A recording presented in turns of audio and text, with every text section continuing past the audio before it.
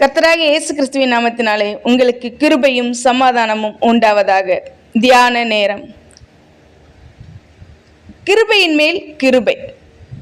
தேவனுடைய கிருபை இல்லாமல் நாம் இந்த உலகத்தில் தனித்து வாழவே முடியாது.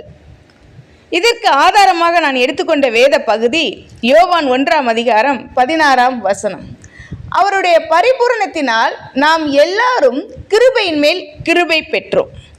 கிருபை என்பது தகுதியற்றவர்களுக்கு காட்டப்படும் தயவு, கருணை, தேவ இரக்கம். நம்மளுடைய முற்பிதாக்கள் இதைத்தான் கடவுளின் கருணை, அருள் என்று குறிப்பிடுவதை நாம் பார்க்கலாம். ஒரு தேவ மனிதர் கிருபையை விளக்க ஒரு சம்பவத்தை இப்படி கூறுகிறார். ஒரு செல்வந்தர் தனது நண்பன் ஒருவர்கிட்ட ஒரு பெருந்தொகையை கொடுத்து மாதம் ஒரு ஏழை ஊழியருக்கு ஒரு 5 பவுண்டு அனுப்ப கொடுக்குறார். அவரும் அந்த ஊழியருக்கு என்ன செய்கிறாரு, பணம் அனுப்புகிறார். மாதம் 5 பவுண்டு. ஒவ்வொரு தடவை அனுப்பும் பொழுதெல்லாம் இறுதியில் மேலும் தொடரும் என்ற ஒரு வாசகத்தையும் அவர் என்ன செய்கிறாரு, எழுதி அனுப்புகிறார். அதே போல தான் நமது வாழ்விலும் கடவுள் தமது கிருபையை தொடர்ந்து என்ன செஞ்சுக்கிட்டு இருக்கார், தருகிறதை நாம் பார்க்கலாம். கர்த்தரின் கிருபை நமது வாழ்வின் பயணத்தில் எப்படி நமக்கு துணை செய்கிறது என்பதை குறித்து நாம் பார்க்கலாம். கடினமான சூழ்நிலையில் துன்பங்களுக்கு ஊடாக நடத்தி பாதுகாக்கிறதா தேவனுடைய கிருபை. தானியேல் 3:1-20 வசனங்களை நாம் பார்ப்போமானால், பாபிலோனில் சாத்ராக், மேசாக், ஆபேத்நேகோ என்னும் எபிரேய வாலிபர்கள் கர்த்தர் மீது விசுவாசம் உள்ளவர்களாகவும் பக்தி வைராக்கியமாகவும் வாழ்ந்து வருகிறாங்க. நாம் அனைவரும் அறிந்ததே. நேபுகாத் நேச்சார் என்ற பாபிலோனிய அரசன் தன்னுடைய பொற்சிலையை வணங்க வேண்டும் சொல்லும்போது கூட இவங்க என்ன செய்கிறாங்க, கர்த்தரை தவிர வேறு எவரையும் வணங்க மாட்டோம் என்ற கற்பனையின்படி யாத்ராகமம் 20:3-5 கூட நம்ம பார்க்கலாம். என்னையின்றி உனக்கு வேறே தேவர்கள் உண்டாயிருக்க வேண்டாம், கர்த்தருடைய கட்டளை. 5ஆம் வசனத்திலும் கூட நாம் பார்க்கலாம், நீ அவைகளை நமஸ்கரிக்கவும் சேவிக்கவும் வேண்டாம். உன் தேவனாகிய கர்த்தராகிய நான் எரிச்சலுள்ள தேவனாயிருந்து என்னை பகைக்கிறவர்களை குறித்து அந்த வாக்கு தத்தங்களின்படி, அந்த கற்பனைகளின்படி என்ன செய்கிறாங்க, அவங்க தேவனை தவிர வேற யாரையும் வணங்க மாட்டோன்னு சொல்லி அவங்க வாழ்ந்தபடியால் அரசன் என்ன செய்கிறான், அவங்க மேலே ரொம்ப கோபம் கொண்டு 7 மடங்கு அதிகமாக எரிகிற அக்கினி சூளையில் 3 வாலிபர்களையும் போடும்படி என்ன செய்கிறாரு, கட்டளை கொடுக்கிறத நம்ம பார்க்குறோம். ஆனாலும் துளி அளவும் அவர்களை அதை குறித்து என்ன செய்யவே இல்லை, கலங்கவே இல்லை.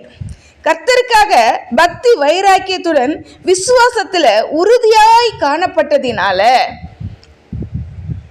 ஏசாயா 12:2 தானியேல் 3:16-17 நம்ம என்ன செய்யலாம், பார்க்கலாம்.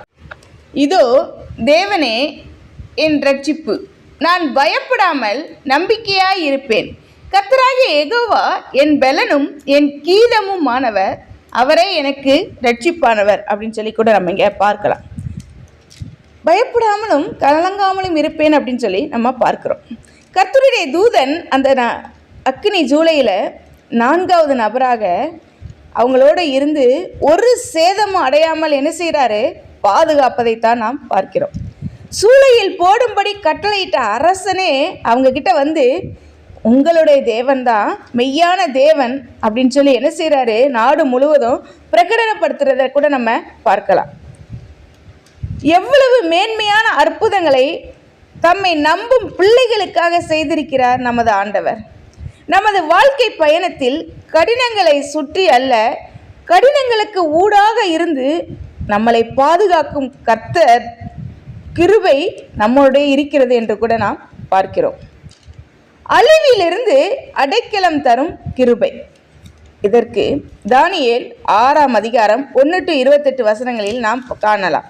தரியோ என்னும் பாபிலோன் அரசன் காலத்தில் தானியேல் என்னும் தேவ மனிதனுக்கு எதிராக பாபிலோனின் பிரதானிகளும் தேசாதிபதிகளும் கூட்டம் கூடி சூழ்ச்சி பல செய்து சிங்கங்கள் அடைக்கப்பட்டிருக்கிற கெபியில உயிரோடு போடும்படி என்ன செய்கிறாங்க, தானியேலை செய்கிறாங்க.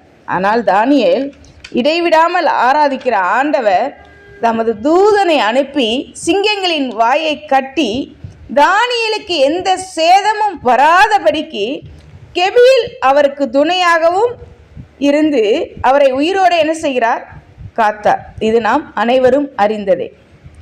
நம்மளுடைய வாழ்க்கை பயணத்தில் பலவிதமான சூழ்ச்சிகள் வரலாம், வஞ்சகங்கள் நிறைந்து காணப்படலாம், நமக்கு துன்பங்களையும் இடையூறுகளையும் என்ன செய்யலாம்?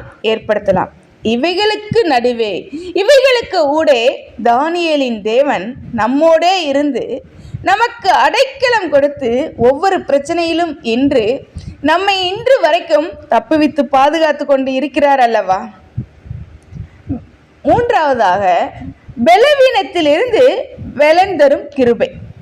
இதற்கு ஆதாரமாக 2 கொரிந்தியர் 12:1-9 வரை நாம் என்ன செய்யலாம்? பார்க்கலாம்.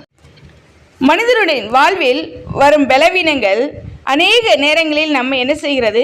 சோர்வடைய செய்கிறது, நமக்கு மனமடிவை ஏற்படுத்துகிறது. பவுல் இது பற்றி குறிப்பிடும்போது, அது முள்போல் என்னை குட்டும் சாத்தானின் தூதனாய் இருக்கிறது என்று சொல்லி என்ன செய்கிறார்? அங்கலாய்க்கிறதை கூட நாம் பார்க்கலாம். 2 கொரிந்தியர் 12:7 அன்றியும் எனக்கு வெளிப்படுத்தப்பட்டவைகளுக்குரிய மேன்மையின் நிமித்தம் நான் என்னை உயர்த்தாதபடிக்கு என் மாம்சத்திலே ஒரு முள் கொடுக்கப்பட்டிருக்கிறது. என்னை நான் உயர்த்தாதபடிக்கு அது என்னை குட்டும் சாத்தானினுடைய தூதனாய் இருக்கிறது அப்படின்னு சொல்லி கூட நம்ம பார்க்கலாம். வேதனைகளும் பாடுகளையும் சோதனைகளையும் மனித வாழ்வில் கொண்டு வரும் பலவீனங்களுக்காக அவர் செய்தது ஜெயம். கர்த்தர் அவருடைய ஜெபத்திற்கு கூறிய மறுமொழி என்ன சொல்றாரு? என் கிருபை உனக்கு போதும், பலவீனத்திலே என் பலன் பூரணமாய் விளங்கும் அப்படின்னு சொல்லி ஏசப்பா சொல்றதை கூட நம்ம பார்க்கிறோம். முன்பு பலவீனத்தினால் சோர்ந்த பவுல் பின்பு அதை குறித்து சந்தோஷமாய் என்ன செய்கிறாரு? பாக்கியமாய் எண்ணுகிறார். 2 கொரிந்தியர் 12:9 அதற்கு அவர் என் கிருபை உனக்கு போதும், பலவீனத்திலே என் பலன் பூரணமாய் விளங்கும் என்றார் அப்படின்னு சொல்லி கூட நம்ம பார்க்கிறோம்.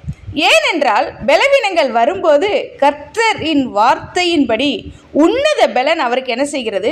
உண்டாகிறது. நம்மளுடைய பலவீனங்கள், தோல்விகள், வேதனைகள் இவைகள் குறித்து வருத்தம் அடைய வேண்டாம். ஏனென்றால் நம்முடைய பலவீன நேரங்களில் பலன் என்ன செய்கிறார்? ஏசப்பா தருகிறார். தோல்விகளில் நம்பிக்கையை கொடுக்கிறார், வேதனைகளில் சமாதானத்தை தருகிறார். கர்த்தரின் கிருபை நம்மோடு இருக்கிறது. முன்பு ஒரு காலத்தில் ஒரு அரசர் இருக்கிறாரு, தன்னுடைய குடிமக்களுக்கு ஒரு அறிவிப்பு கொடுக்கிறார். ஒரு குறிப்பிட்ட தினத்தில் தனது அரண்மனைக்கு யார் வேணாலும் வந்து எதை வேண்டுமெனாலும் எடுத்து சொல்லுங்கள் அப்படின்னு சொல்லி சொல்கிறார். உடனே நம்ம எல்லாருக்கும், மக்கள் எல்லாருக்கும் என்ன ஆயிடுச்சு? ரொம்ப ரொம்ப ஹாப்பியாக இருக்காங்க. மக்கள் அனைவரும் அந்த நாளுக்காக என்ன செய்கிறாங்க? காத்திருக்கிறாங்க. அந்த நாளும் வருது. மக்கள் வந்து அரண்மனைக்குள்ளே சென்று அவங்கவுங்களுக்கு தேவையானதெல்லாம் என்ன செய்கிறாங்க? எடுத்துக்கிறாங்க. அதில் ஒரே ஒருத்தன் சற்று ஞானமாக என்ன செய்கிறான்? அரசன் அமர்ந்திருந்த சிங்காசனத்தையே என்ன செய்கிறான்? அரசனோடு தன் வீட்டிற்கு எடுத்து செல்ல ஆயத்தப்படுறான். அரசன் ஆச்சரியமாக கேட்கிறார். அவன் கூறுகிறான், அரசன் என்னோடு இருந்தால் நான் ஒரு நாளும் எதை குறித்தும் என்ன செய்ய வேண்டாம், கவலைப்படவே வேண்டாம், எல்லாம் எனக்கு அனுதினமும் என்ன செய்யும்? கிடைக்கும் என்றான். அரசர் உடனே அவனை என்ன செய்கிறாரு? பாராட்டுகிறார். அதே மாதிரி கர்த்தரும் நம்மோடு இருந்தால், நம்மளுடைய வாழ்க்கையில் இருந்தால் ஒவ்வொரு நாளும் நமக்கு ஜெயமாக மாறும் என்பது அதிக நிச்சயமே. கர்த்தருடைய பரிபூரணத்தினால் நாம் கிருபையின் மேல் கிருபை பெற்றிருக்கிறோம். இவ்வளவு நாள் உங்களையும் என்னையும் பாதுகாத்த கிருபை, வழிநடத்தியது கிருபை மேலும் தொடர நம்முடைய வாழ்க்கை பயணத்தில் கிருபையின் மேல் கிருபையை அருளி செய்து நம்மை ஆசீர்வதிப்பாராக. ஆமேன். ஜெபம். கிருபையுள்ள கர்த்தாவே, நாங்கள் நிர்மூலமாகாதிருக்கிறது உம்முடைய கிருபை அப்பா. உம்முடைய இரக்கங்களுக்கு முடிவில்லை. காலைதோறும் புதிதாக்குகிறது உம்முடைய கிருபை ஐயா. எங்களுடைய பலவீனங்களில் பாதுகாத்தது உம்முடைய கிருபை அப்பா. எங்களை ஆற்றி தேற்றி அரவணைத்தது உம்முடைய கிருபை சுவாமி. தானியேலை சிங்கக்கெபியில் பாதுகாத்த தேவன் அப்பா, இந்த உலகத்தில் போராட்டங்கள் பாடுகள் நிறைந்த இந்த உலகத்தில் எங்களை பாதுகாப்பது உம்முடைய கிருபை சுவாமி. தொடர்ந்து உம்முடைய கிருபை எங்களுக்கு நீங்க தாங்க. தொடர்ந்து உடைய கிருபையை கொடுத்து எங்களை வழிநடத்தி கொண்டு போங்க சுவாமி. உம்மை நாங்கள் நம்பி இருக்கிறோம் ஐயா. ஒரு காலம் கலங்காதபடி செய்யுங்க. இயேசுவின் நாமத்தில் பிதாவே, ஆமேன்.